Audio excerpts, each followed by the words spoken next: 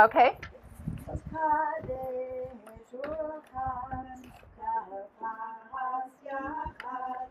Magid rachatz mosi matzah maror koreh shulchan oreh zafun barech halel nirtzah. So that's like a, I don't know how you Okay, so I'll begin and then we'll trade off.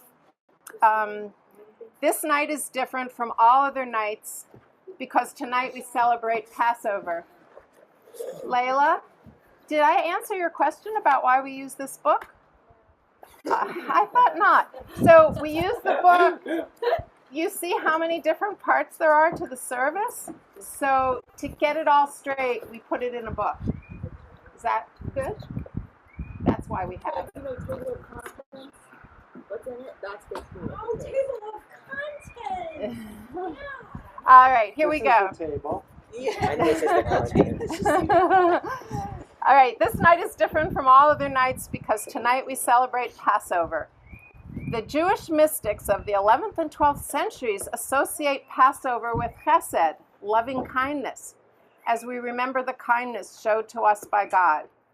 Each year on this night, we relive the commitment, courage, and actions of our people in their extraordinary escape from the Egyptian house of bondage. We were slaves to Pharaoh in Egypt, but Adonai, our God, took us out of there with a strong hand and an outstretched arm. Had God not freed us, we, our children, and our children's children would still be enslaved in the narrow place of Mitzrayim. It is our responsibility to tell the story of our liberation, to elaborate, embellish, embody the story, so children are linked to us as we are linked to those who told us the story. As each generation learns it from the previous generation, we connect ourselves all the way back in time to Moses and Miriam. Thus our story lives. Leaving the narrow place has truth in every generation, and each of us has aspects of constriction in our lives that we can examine and choose to leave as well. As we light these candles, we dedicate ourselves to keep alive the burning flames of justice. Next year, may we be living in a new era of love and reverence for all humanity and all the creatures of the earth. Amen. So we are going to light the candles, and maybe we can just sing. Mm-hmm. Okay, who wants to start that? Right? Baruch atah Adonai Eloheinu melech haolam asher kitshanu b'mitzvotav v'tzivanu lahadlik ner shel Shel Yom And Yom Tov. Because it is Shabbat, right? Yes, it is. Yeah. Oh, Shel Shabbat. So we need to do another one. The Yom Tov. Oh, Yom Tov. But wait. Okay, the candles are burning inside because Okay. they just were impossible. And we'll appreciate them when we go in for dinner later. Okay. So, Elijah, you want to just read the translation? Blessed are you. Blessed are you, our God, giver of light, who sanctified us with the commandment to light the holiday candles. And for the first night of Passover, we're going to do a Shehechianu. You want to sing it? Baruch atah Adonai Eloheinu melech haolam Shehechianu v'kiyamanu v'higianu lazman hazeh. Daniel, you want to read the translation? May our home. You see it?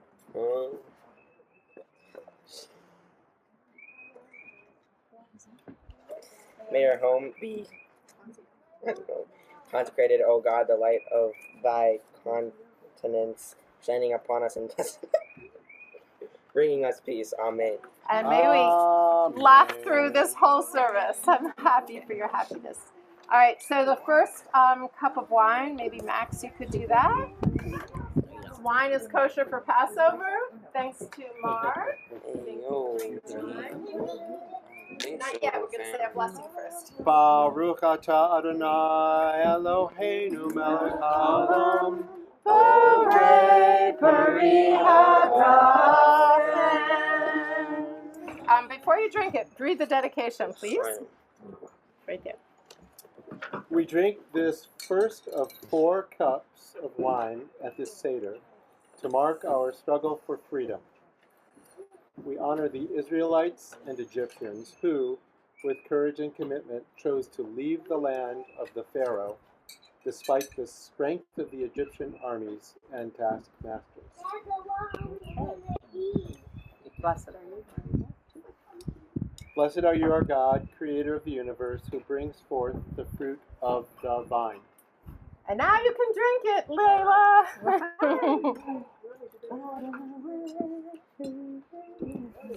Really? In Asheville?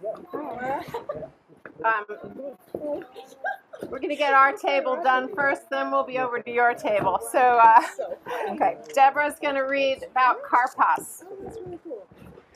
Karpas, greens. Serve egg in salt water with parsley. Okay. We did that. Together, we dip parsley. Does everyone have their parsley? Grab your parsley. Together, we dip karpas, or greens, in the salt water. The parsley represents the sweet green newness of spring, free from oppression and the renewal of life that comes with liberation. The salt water symbolizes the tears we shed when we were slaves in Egypt. The egg on our plate is a symbol of springtime fertility, the giving of life, and the triumph of life over death. Atah Adonai Eloheinu melech haolam borei peri ha'adamah. Blessed are you, our God, our creator of the universe, who brings forth the fruit of the earth. Enjoy. Very salty. We use sea salt. I thought that was appropriate. Is it red sea salt? Yes, red sea salt. Oh, really? No, Don't be too gullible. Himalayan. Yeah. On that note of the Red Sea, the Passover story is also the story of the birth of the Jewish people. And if you think about it, the narrow place, the Red Sea, the waters parting, and people going through. A lot of the times, like people, wow, I never thought of it that way. But I just wanted to bring that up because it's a cool analogy. And some people say it's the birth of the people. Yeah, Getting to the other beautiful. Yeah, and I'm looking at the letter Pei and how it could be that sort of canal coming out through. All right. Next is Yachatz, which is the breaking of the middle matzah. And there's no blessing for this. So the only sound is the sound of the matzah breaking. So we have to be really quiet. Like a mouse. Yeah. A mousy matzah. So there are 3 matzahs here, and the middle matzah is the one we're going to crack in half.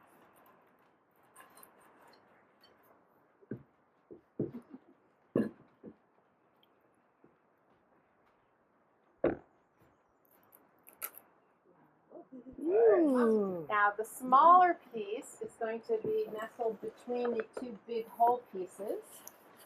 And the large piece is very important, children. Jake. The dog's eating. It's a Passover puppy. This is going to be our afikomen. In Greek, that means dessert.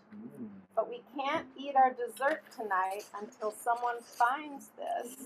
The dog will participate. And you see this? I'm going to wrap it in a this is the only napkin that's turquoise.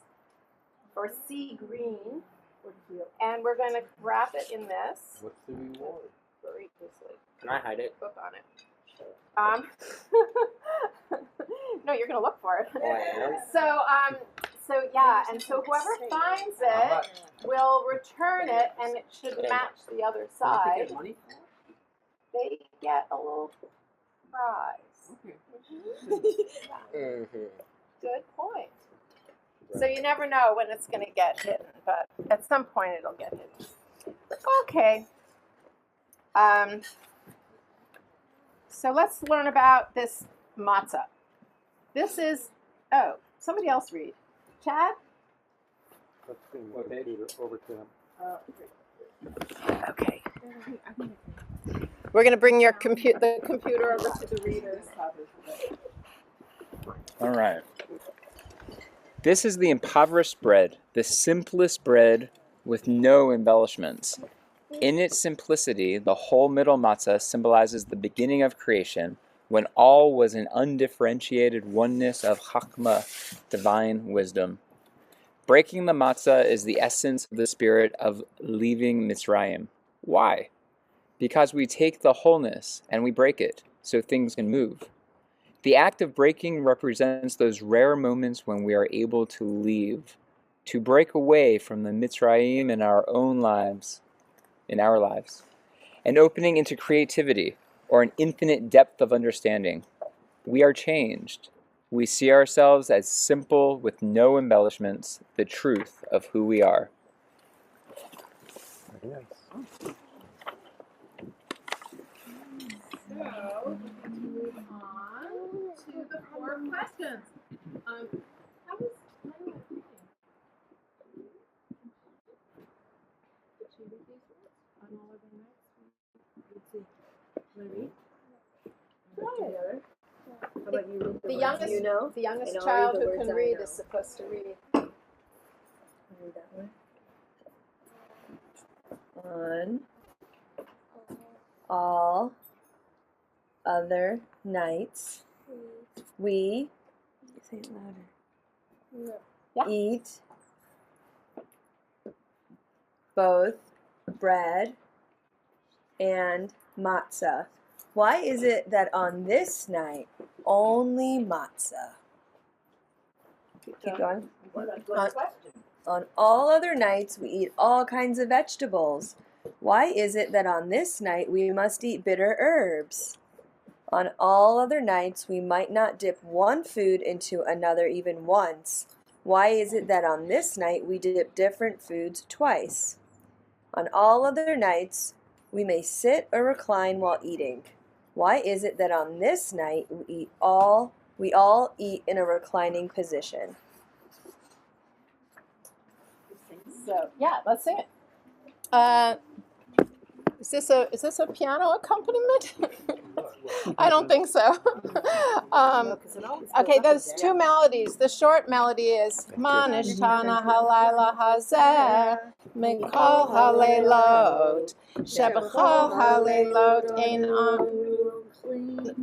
Humetzu matzah halayla hazeh kulo matzah Shebachol haleilot anu clean she'or yirakot halayla hazeh maror Shebachol haleilot anu mapilin afilu pa'am echad halayla hazeh shetei pa'amim Shebachol haleilot anu clean vein yoshvin uvein mesubin Halayla hazeh kulanu misubin. All right. Yeah, I know. That- You know the one.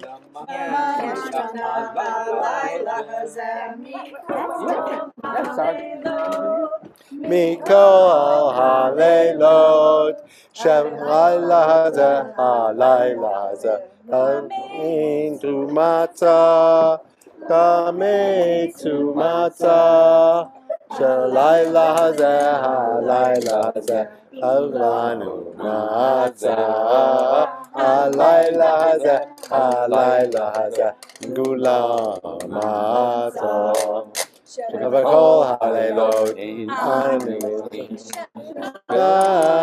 Naton Shehavirakot Halayla Zeh Halayla Zeh Halayla Halayla Zeh Halayla Zeh Avor Shabakol Hallelujah, Amen. Avim Apechad Halayla Zeh Halayla Zeh Shevei Amoi Halayla Zeh Halayla Zeh Shevei Amim Kol Hallelujah,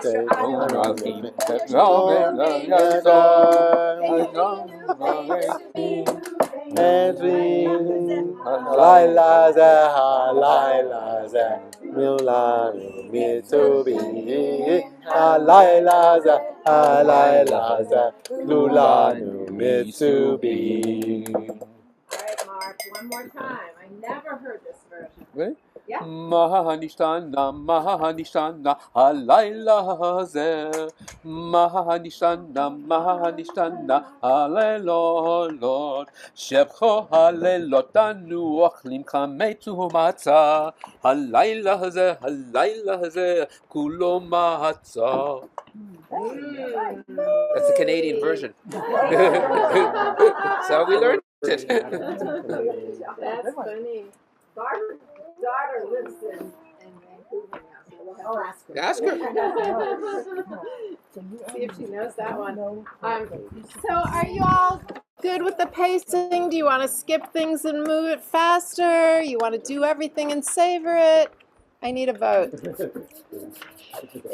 You're good?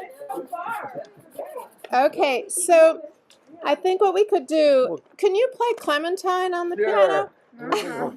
All right, so instead of reading the whole 4 banim, it tells the story of the 4 different kinds of children.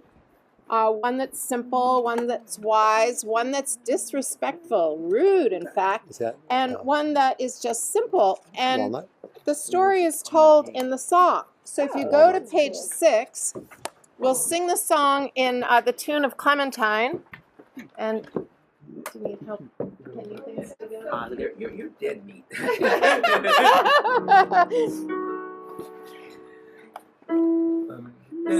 Father to his children, with the Seder you will dine. You will eat your fill of matzah, you will drink 4 cups of wine.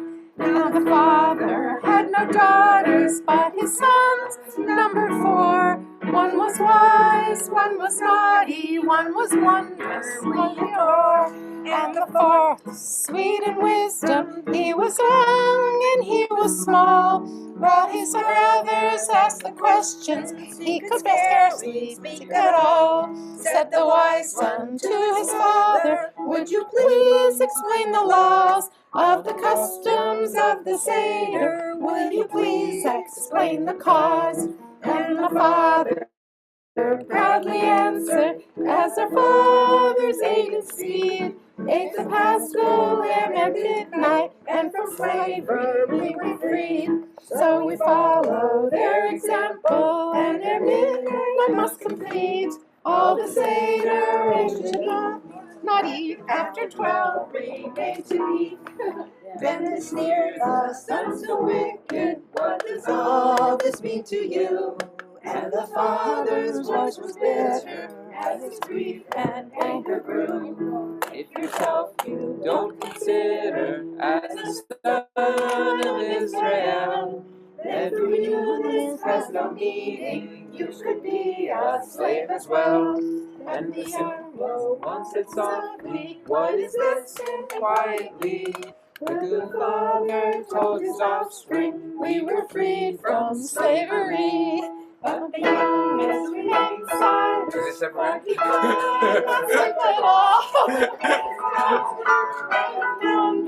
As his father told him all.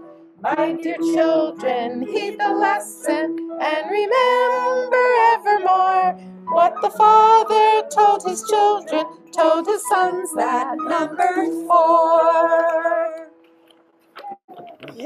Woo. Thank you, Mark. Okay, let's see where we're up to. Page 7, second cup of wine. Jim, would you like to do the second cup of wine? We're gonna. You mean physically, or Read it. You're gonna read no? I knew that. the dedication first, and then the blessing, and we can all. Anybody need a refill? We good? Okay, then here we go. So we drink. We drink. We drink this At second. No, What? say it Yes, first. okay. We drink the second of 4 cups of wine to honor our ancestors who remained Jews during many trials in the long history of our people. We have survived 2,000 years of exile during the empire in Rome, the days of the Spanish Inquisition, the grip of the Nazis and their collaborators. The love of our culture, ritual, and spirituality has given us strength and allowed us to survive against all odds. Eloheinu melech haolam, borei pari hagafen. And Jim in English? Blessed are you, our God, creator of the universe, who brings forth the fruit of the vine. I think so. L'chaim. L'chaim. Oh, we're up to the story. Well, instead of reading the story, I prepared something very special for Layla and Rami. Woo! A dance performance. I don't think so. There's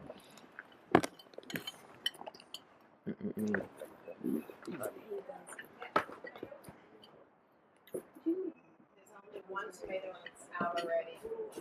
And I don't have any more. So one plate doesn't have it. Yeah. All right, I have a few props. And it'll be kind of madness as I get this all together. But introducing the characters, Raggedy Andy is the main actor. He's going to get an Oscar for Best Actor for this production because he becomes many characters during the story. Yeah. And then we have a few other characters you'll meet as we go along. Should we have different people hold each one so that we know when to come in? You know what? Let's put a chair up here so I don't have to bend so much. Since you're holding the. All right. So we'll get our theater set up here, and this would be good. As I need my props, I'll just hunt them down. Yeah. Okay. So many years ago, there was a family, and the father's name was Jacob, and he had 12 sons. So we're going to kind of start there in the story, because one of the sons, the second to the youngest, his name was Joseph, and he was the favorite son. What do you think the other brothers thought of that, Layla? If somebody's a favorite, what happens to the other kids? Jealous. They get jealous. So this is Joseph, and his father gave. Yes, this is the coat. He got this coat. It was given to him by his father Jacob, and it was a coat of many colors. Look at all those colors. Wow. And so now the brothers were really mad. So they decided to do something very bad. They threw him into the pit. So here's Joseph. He's in the pit, and a bunch of Amalekites come by, and they decide that they can take him because he's worth something. He could be sold as a slave in Egypt. So he goes all the way to Egypt, except at that point he's not wearing his coat anymore because the brothers took it and messed it up. All right, so now he gets to Egypt, and he goes to work, but eventually, let's see. Do we have to tell this part of the story? He goes to Egypt. Oh, he becomes a prince. He becomes a prince. So what should we do for a prince? we'll put this, yeah, we'll just give him a funny sort of crown. He becomes the prince. Not a prince. He's the high minister to the Pharaoh. Oh, the Pharaoh. So this is the Pharaoh. But this was a nice Pharaoh. This was the nice Pharaoh. This was the Pharaoh who said, "You can be my helper and be the high minister." He's not a prince. He's a minister. Some pharaohs are nice and some are mean. Okay. Yes, this was a nice one. He was a king. He was okay, and he made Joseph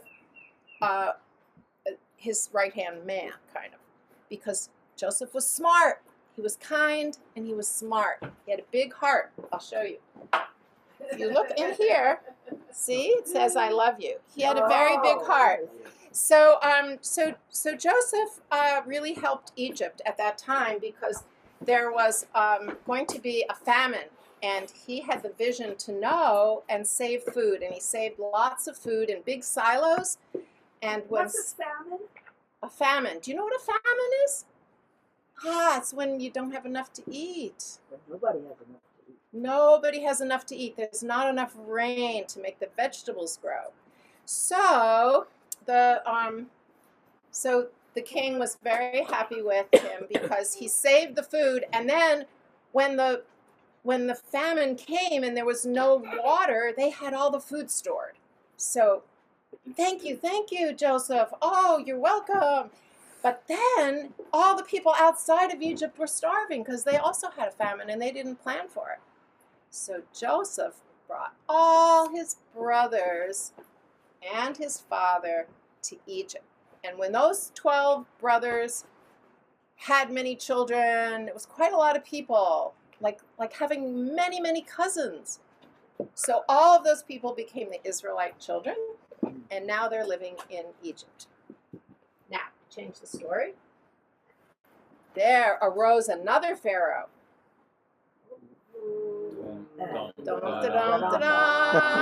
And he did not know Joseph. So they say if he didn't know Joseph, he didn't know kindness, because Joseph represented kindness. Remember, he had a big heart? Yeah. So he didn't know Joseph, he didn't know kindness, and he was very worried about all these people called Jews who might threaten his big kingdom. So he decided to make them all slaves. And then, make sure she's listening. So then what happened? There was another family that was not, they actually weren't, were they slaves? I guess they were slaves. Anyway, they were saying, this king was so mean. This one, the one that rose up and didn't know Joseph, so mean. He was so mean, he was going to kill the baby boys when they were first born. But the midwives wouldn't let that happen. So, oh, I forgot to tell you, you have a part in this. Can you, I have to tell you what your part is.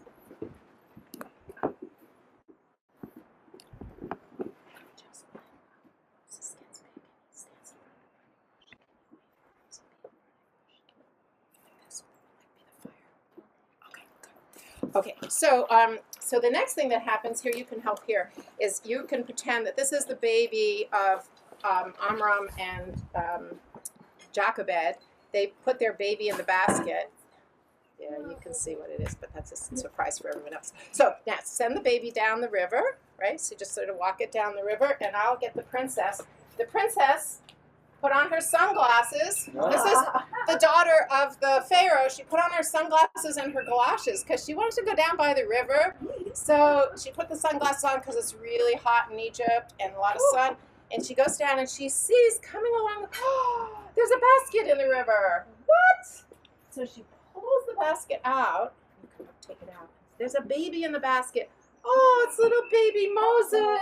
Oh. And she puts Snoopy, yeah.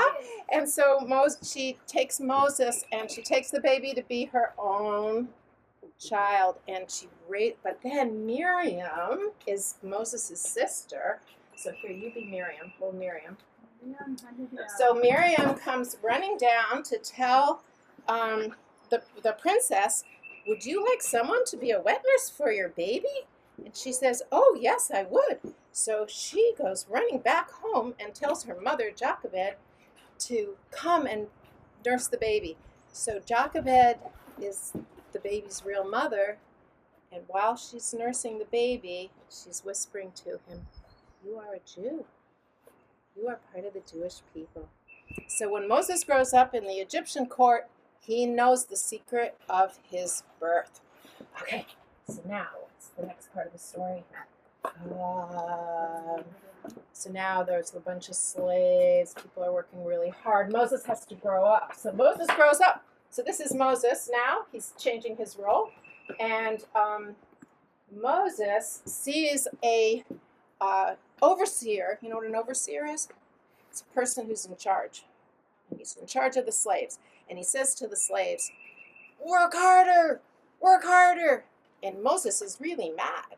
So he goes over to the overseer and he punches him. Oh! And he falls down. And now he's in trouble because he has hurt the overseer. So he runs away. Like if someone punched their boss at work. Can you Yeah. Yeah, so he was in trouble. So he ran away and he met up with another girl.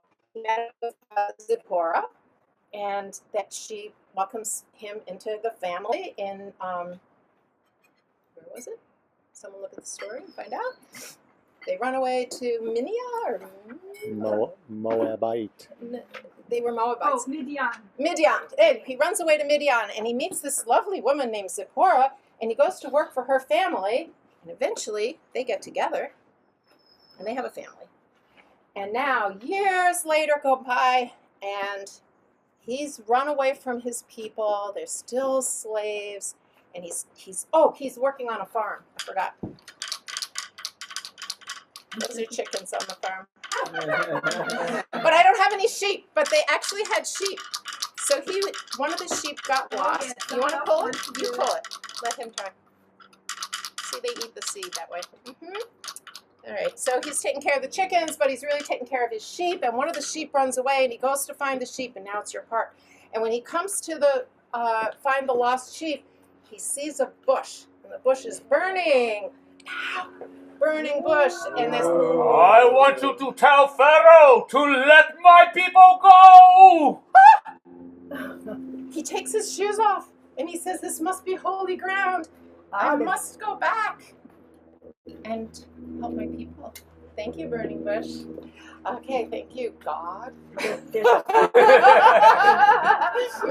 Okay, and so he goes. There's a song about that. Yes, let's sing the song. All right. Maestro?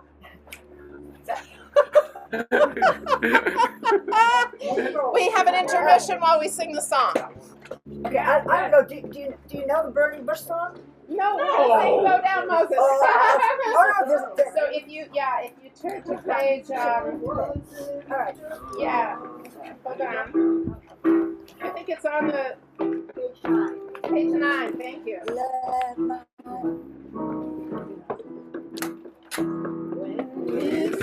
Was in Egypt's land. Let my people go.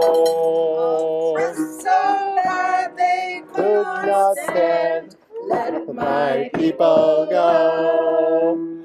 Go down, Moses, way down to Egypt's land. Let old Pharaoh let my people go.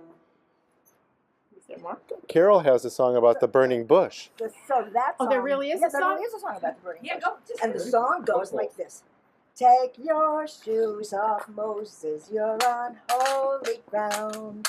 Holy ground. Holy ground. Take your shoes off, Moses, you're on Holy ground. For I am the Lord thy God. Everybody now.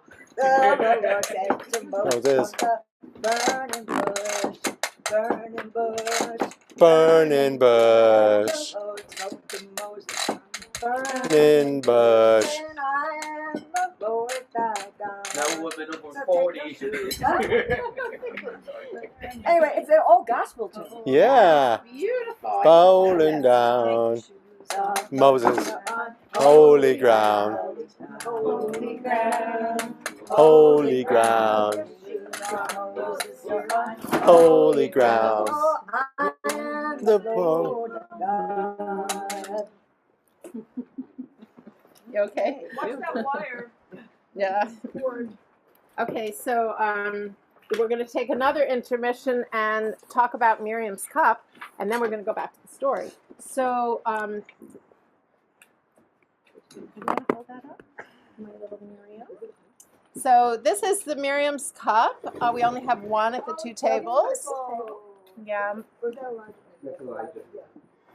Yeah. So you want to read it? Can you read it and hold it at the same time? Miriam's cup, filled with water, has a place on the Seder table to honor Miriam, the prophetess, the midwife, healer, and sage, and her gift of water. Mayim? Maya, im. Mayim is power, source of life, sustenance, and strength. Thus, Mayim becomes another name for God. Miriam's cup honors the role of women to Jewish culture, past and present, keepers of traditions, stories, rituals, and recipes, leaders of Jewish communities as rabbis, teachers, congregational presidents, and students and teachers of Torah. Like Miriam, Jewish women in all generations have been essential for the community of our people. There is a midrash of a magical well credited to Miriam that followed the Israelites through the desert. Both Miriam and her well were spiritual oases in the desert, sources of sustenance and healing. We pour some of the Mayim Chayim, the living waters, into our cups, tasting the water's sweetness and remembering Miriam's role in the survival of our people. So we're not actually going to do that. You're going to drink it symbolically for all of us. Okay. Because of COVID, we're not going to pass a cup. Right. And yeah, so Maya, you can drink a little bit of water, and say, Mayim. This is the blessing. I just put this together. It's not traditional, but yeah, go ahead. You abound in blessings, our God, who sustains and heals all of life with living water. May we, like the children of Israel leaving Egypt, be protected and nurtured and kept alive. We are reminded of this miraculous well, credited to Miriam, that accompanied the Israelites throughout their journey in the wilderness. Give us wisdom to understand our world and help us in turn to find ways to sustain and heal those in need. Amen. Amen. Women. Women. So we're going to do this tradition of the 10 plagues. And if there was a part to this story, it would be that when Moses, little Moses, he was a shepherd at first, right? But now he's a leader of his people. And so Moses is going to go to the Pharaoh and ask him to leave, and that's why we sang that song, to leave. But he said no. Where is it? Do you want to do this one? Push him up and make him say no. Twist it. No, twist it. Twist it. Yeah. He said, I think you twist this part. Twist this part. She's doing and he it. says no. There. He says no. You cannot leave, right? Yeah. And so over and over again, the people, Moses went and asked him, and each time he said no. There was a plague that made the people in Egypt very uncomfortable, and we're going to do that plague tradition now. Another intermission. Thank you very much. And we got some good actors there. yeah, don't we? Yeah. Yeah. So I thought maybe you would do this where you read and you dip the finger. Yeah. So yeah. So Shoshana's going to lead us through. You take a little bit of your joy, your sweetness of your drink, and you dip it out onto your plate. And you don't lick your finger. Yeah. No licking. So that would be good. And then you could read. Yeah. Page Yeah. Carol, would you? I'll do it. Yeah. Just, yeah. Dom. Dom. Badea. Badea. Kinem. Kenem. Harov. Harov. Dever. Dever. Shechin. Shechin. Barad. Barad. Arben. Arben. Osher. Osher. Akat Bekorot. Abakavarot. And I'll do it in English. And now you can read what it says. Oh, okay. Shoshana's going to do it in English. Well, just so people know, I don't have to do the whole ritual, but blood, frogs, lice, wild animals, cattle dying, boils, hail, locust, darkness, slaying of the firstborn, and COVID-19. Somewhere in there. Right. Only when Pharaoh's firstborn son died in the 10th plague did he release the Jews from slavery and allow them to leave. So Pharaoh was like the king. Miriam had organized the women to take charge of the details for departure. They mobilized, they got everything ready without delay. They were fast, knowing full well the terrible consequences should the Pharaoh change his mind and turn his armies against them. As the Israelites, the Jewish people, approached the shores of the Red Sea, they turned around and saw their greatest fear. They looked behind them and they said, "Oh my gosh, look who's coming up the road, right there." And it was the Egyptian army coming close, closing in on them. In their panic, they turned on Moses for bringing this danger upon them. So this is Nachshon. Keep reading, because this he has a new part now. Raggedy Andy is playing they Nachshon. were mad at Moses. And they said, Moses, and then Moses, helpless, turned to God, his inner source of strength.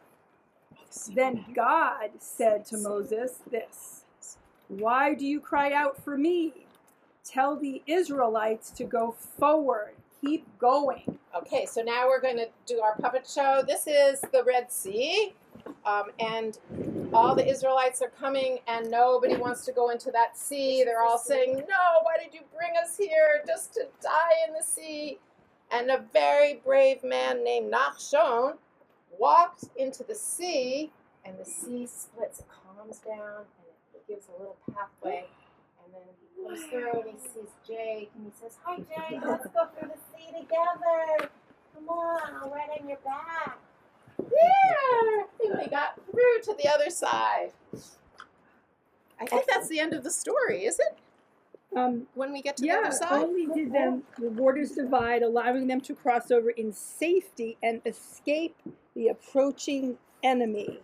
Great. And that's when they went from being the Israelites to the Jewish people. So there's a message in there. Like, why do we need to know the story of Nachshon? Why is he important? Why does he matter? Does anybody know? It has something to do with the question I asked at the beginning. Yeah. Faith and hope. What is faith, Carol? That's a good question. I don't know what faith is to everyone. I know for me, to have faith is to believe. And it doesn't matter in what. A kind of trust. But everybody has a different definition of faith. But sometimes it's like you trust that it's going to be good in the end. That the end of the story by the time you get to will the be end, happily ever after. Or that there's a greater meaning here. Maybe that's and faith. purpose. There's a greater meaning? And we might not know. And that you have faith that there is a meaning. That there's a greater meaning. And even in the midst of it, we may not know what it is. But trusting that there's a reason it's happening. You said in the beginning that faith and hope are linked. I've come to think of hope as taking action. That it doesn't really depend on whether or not I feel like it's going to work, but if I can keep doing the work, that's being hopeful. Hope is action, and I think faith is the belief that if I keep doing this, that it's worth it to keep making the effort. And so that's, Nachum. was pretty dirty. And Yeah, she was hope is tired, and she was hope is hard, and hope isn't like, oh, I'm going to do it because I feel hopeful. I think I'm going to be active, and that will help me sustain feeling hopeful, because action implies hope. Yeah. And faith is that I believe that if I keep taking my action, it will matter and it will be worth something. Mark? When I was talking to Mark earlier about, did you step on? You can come home. Okay. I think it's a Everybody second or third stepped step on. It was my fault for leaving it there. But anyway, we were talking about this question of faith, and Mark said something pretty astounding to me, so I just thought if you don't mind sharing it. Sure. As I get older, you grow up thinking religion a certain way and faith a certain way, and as I've experienced my life, to me, faith is following your bliss and looking at nature and how nature evolves and going with it in a very natural, very unified way. It's just evolution. That to me is faith. Yeah, so my teacher would say, yes, appreciate nature, but what's the source of the nature? So she would always bring it back to the source and rooting yourself in some sense of that source. But for others, it's not, a God concept. It's just a deep connection to nature, which is where the faith is. Yeah. Anything else about faith? And should we move on?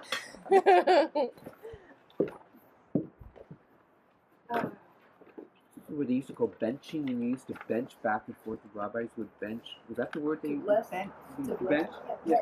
Well, where they would literally spend hours and hours debating a topic like this, like for 16 hours, and they would call it benching or something. I remember that growing up. Huh. So you'd never get to eat till midnight at 1 o'clock in the morning. Right. I could keep going. Yeah. So one of the stories that my teacher shared, which is about faith, is just that the time that was spent in slavery was supposed to be 400 years. But in fact, it was only 217 years. Only 217 years in slavery. And why was the prophecy 400 years and yet we were freed earlier? And that was because God speeded it up. He said, enough is enough. And in fact, if you are slaves one more moment, you'll be lost. You'll just be lost. So to speed it up, it was like a birth that's sped up with induction, when you induce, it goes faster, but it's much more painful. So this painful, quick exit was a gift to the people. And the idea about faith and hope is that when you are suffering, when you are in the middle of it and you can't see your way out, just know that this is part of that hard stuff and that the good stuff is to come. And that interpretation, when I heard that, gave me hope and faith in where things are in this world and personally for many of us. Okay, so we're going to move on to page 12, and we're going to look at the Passover table so we are not eating at midnight. I like this early start. We get to linger more.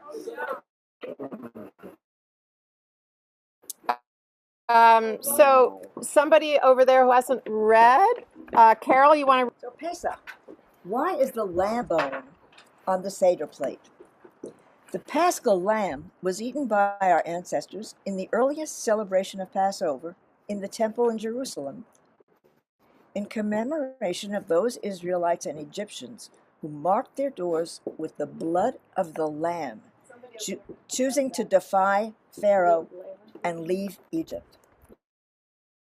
So that's an interesting thing. Why use blood why would you draw in blood on the doorposts of your house?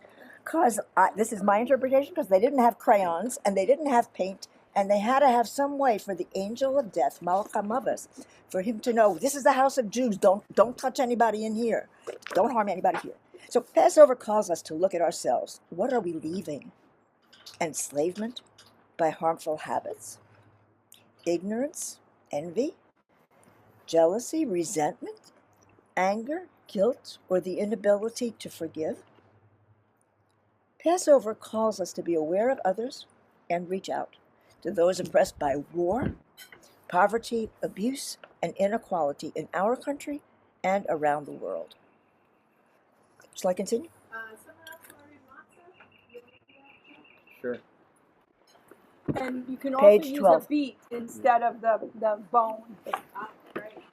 Matzah. Why do we eat matzah? Let's consider a 16th century interpretation of matzah.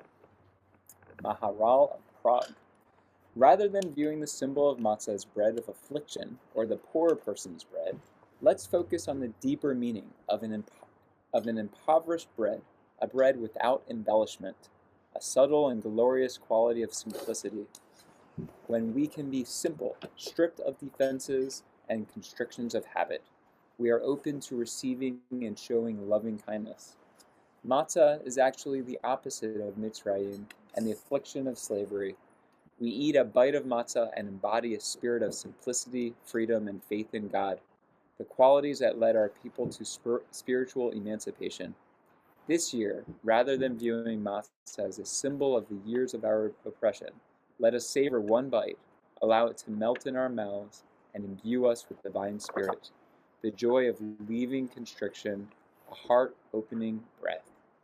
Yes, it is the bread of haste we carried with us when we left Egypt too quickly to allow the bread to rise, and it remains the bread of hope, that someday all the peoples of this earth will be free of oppressors and live in peace.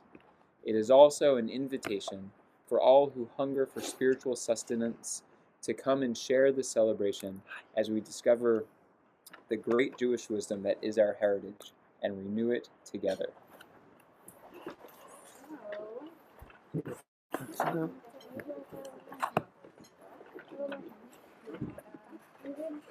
Yeah, so we're going to pass a piece of matzah to each person, and we'll, yeah.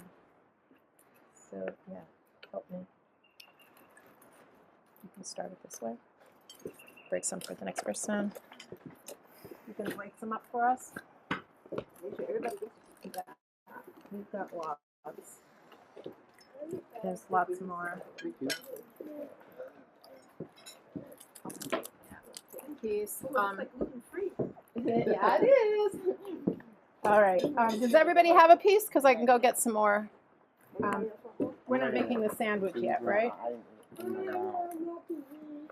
Okay, so Baruch atah Adonai Eloheinu melech haolam hamotzi lechem min haaretz. Baruch atah Adonai Eloheinu melech haolam asher kitshanu b'mitzvotav v'ratzanu al hachilat matzah. Let's review our God, creator of the universe, who brings forth bread from the earth. And blessed are you, our God, creator of the universe, who sanctified us with the Torah and commanded us to eat matzah. This is delicious matzah. Very good, isn't it? It's really good. What does the maror, or bitter herbs, symbolize? It symbolizes the bitter times as slaves in Egypt. What does the haroset symbolize? It symbolizes the mortar the Jewish slaves used to make the Pharaoh's bricks. You may as well keep going. We combine the matzah, bitter herbs, and haroset and eat them together to remember the gamut of life's experience from the hardships of slavery to the joy of redemption. The Hillel sandwich, fragile and crumbly, reminds us that neither the bitter nor the sweet are permanent. Taste it all and be in the moment, for it is the very stuff of life. So we need more matzah. Let me go grab another box. Lots more. Lots Matzah, of us. matzah, lots of Lots of matzah. matzah, right?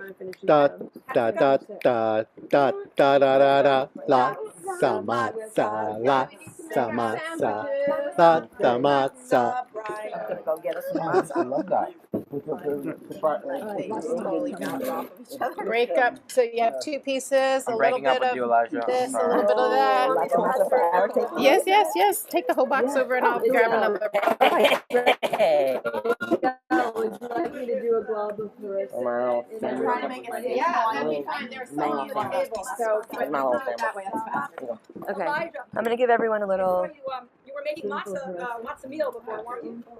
So while you're stepping on the matzah. Oh yeah, yeah. That was my intention. Yeah. Not to me, that would have abandoned you guys down there. What a good kid. What a helpful child. I have more matzah. Is there enough for everybody to have a sandwich? Yep. Right there. One of these. Did you make one yet? Okay, they're gonna make it over Yeah, there. So you go back to your seat. Make sandwiches up on at the table. I used to. I put the go up every Here's some more matzah. Sandwich. Layla, she's in first grade. Oh, nice. What school should you? The learning community. Oh, cool. Yeah, I have a couple friends that came from there. Was there enough over here? No. No? Walker and all. Do more. Make one for you. You don't want one? I'll go.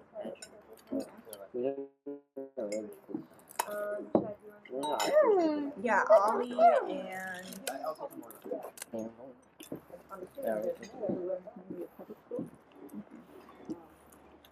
I think it's that charge. It's a private school. Oh, it is private. Yeah. Where's the hot Wait, do we stuff? play TLC?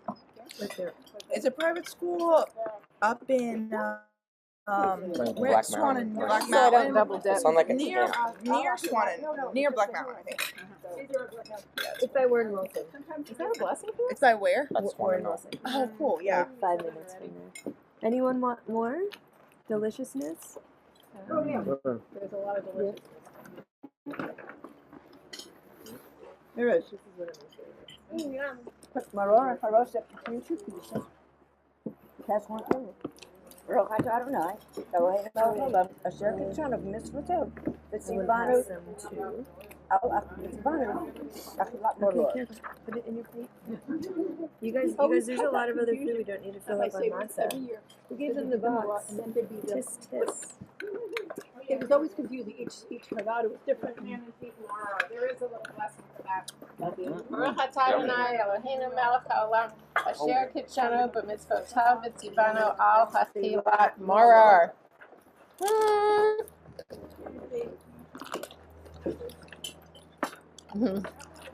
We're up to a rousing Dayenu, mister.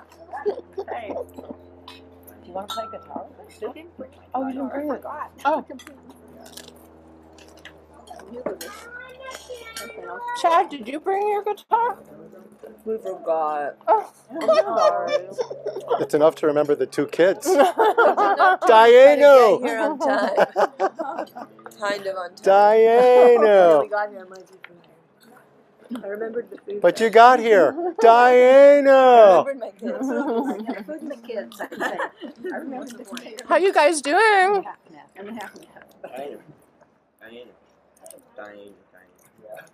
And you brought some things to eat. I'm so glad. Okay. So let's do Dayenu when you're ready, Mark.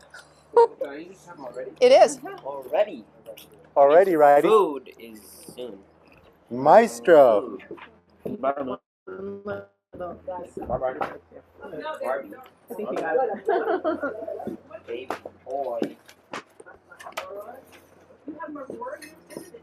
Isn't there like 100 verses to this song? We're just going to do 4, I think. Oh, only 4. Okay.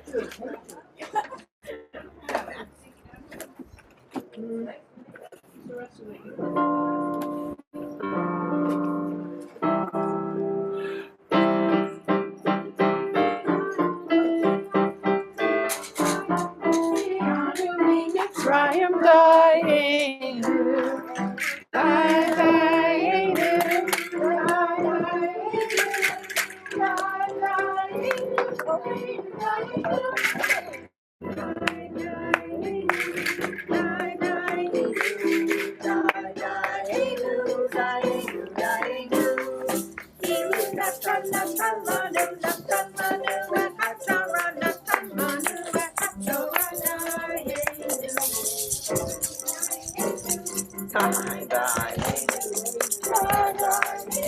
Dainu, dainu, die, dainu, die, dainu, die, dainu, dainu, dainu. Is there more?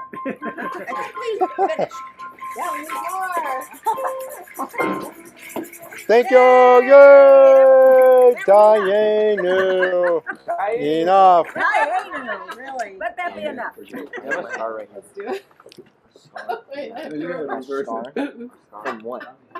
Do you want a selfie or do you want us to take it? That's good. I have to get this table, except now I'm taking a picture of myself. It won't turn. Come on.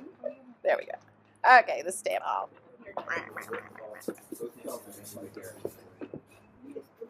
Great. Okay. Page 15. Page 15, moving right along here. Thank you. Are we up to the food yet? Almost. Three more symbols. Okay. Oh yes, Maya, you're going to do this page, please. We have some additions to the Seder plate that are not traditional, but have become traditional in the last few years. So, I'll hold up the orange. Okay. So the first one is the orange. The orange on the Seder plate, a tradition begun by Susanna Heschel, a leading Jewish feminist scholar, honors the role of women and gay, lesbian, and transgender people in Jewish life. The orange symbolizes the fruitfulness that these marginalized communities of traditional Jewish culture bring to Jewish life. And I think there's another story with the orange, is that a rabbi said a woman will be rabbi as soon as an orange gets on the Seder plate. And we have a woman rabbi, so obviously that's becoming that we have an orange. The olive is on the Seder plate is to signal hope for eventual peace between the Israelis and the Palestinians. And then the tomato. The tomato's over there. Would someone lift it up? Okay, the tomato is on the Seder plate to honor the farm workers who work so we can have food on our plates. Their conditions involve long hours at low pay, without the protections of their human rights in the field to keep the women safe, and many families are not safe because of the fear of deportation. Yes. I'd like to add English, to the yeah. people of Ukraine. Yes. The sunflower. Thank you. I was like, we'll have to do that next time. Yeah. The Well, let's sunflower. dedicate all the little bouquets to Yeah, well, there's an invisible sunflower on all of our Seder plates, and may we stand in solidarity with them. And all the people in the world. And the Afghan refugees that are here right now, and anyone and everyone suffering in all kinds of ways. Those who had to leave their homes for any reason. All over Third cup of wine. I think we're up to page 16, yes?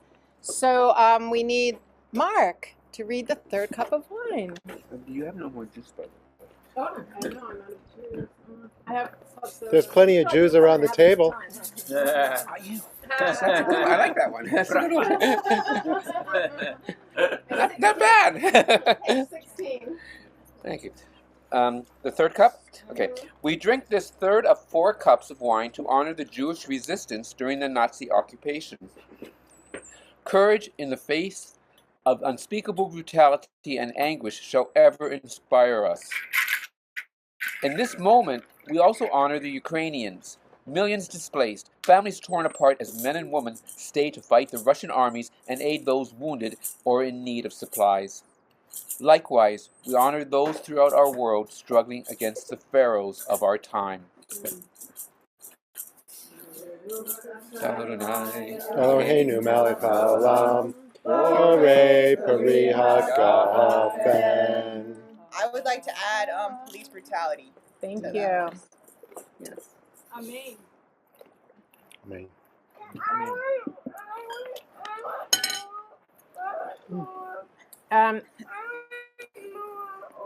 Okay, so The next thing we're going to do is open the door for Elijah. Isn't that funny? Because we're outdoors. Yeah. So we can't really open the door, but we could maybe gesture, welcome, come Elijah, come to our deck, and bring us some news, some good news. So is there somebody who would like to read about Elijah? Elijah. We have an Elijah.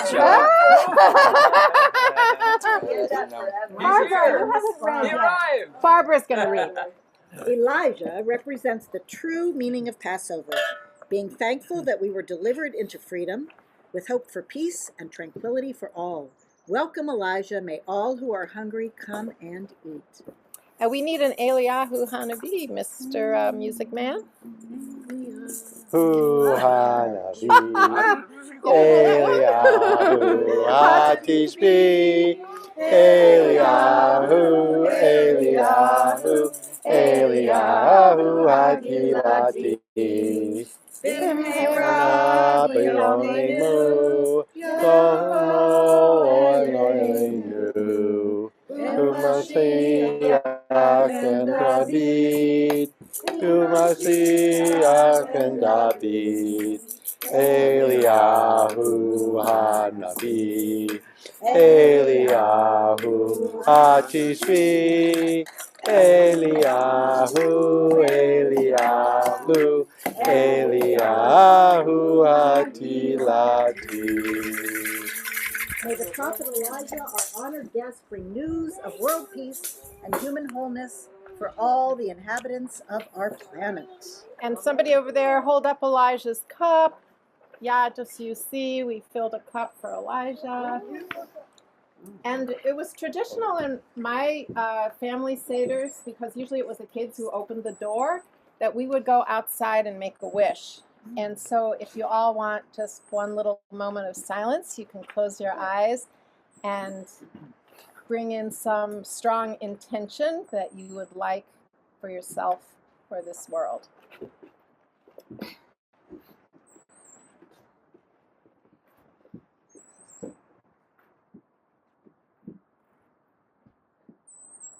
Okay.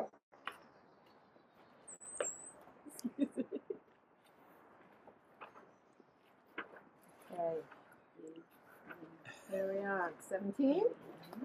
We're going to do it. So if you notice, this service goes all the way through and there's no coming back for a second half. We do the whole thing in one go. And that's why it takes some patience, but you don't have to come back to it.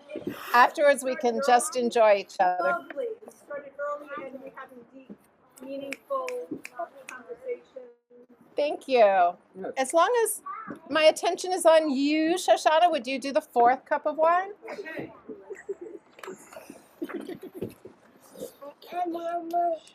We dedicate the 4th cup of wine or grape juice to our hopes and dreams for the future. So just use your mind's eye. Think about what good things could happen to the world that we are hoping for, praying for. To those who are acting today to bring about peace for Israelis, Palestinians, and all the peoples of the Middle East who envision a world without threat of destruction, a world in which all people are free to be themselves, a world at peace. Baruch Adonai Eloheinu melech haolam, Hey, Pari Hagafen. Blessed are you, our God, creator of the universe, who brings forth the fruit of the vine. And we all say together, next year in Jerusalem, at peace. At peace.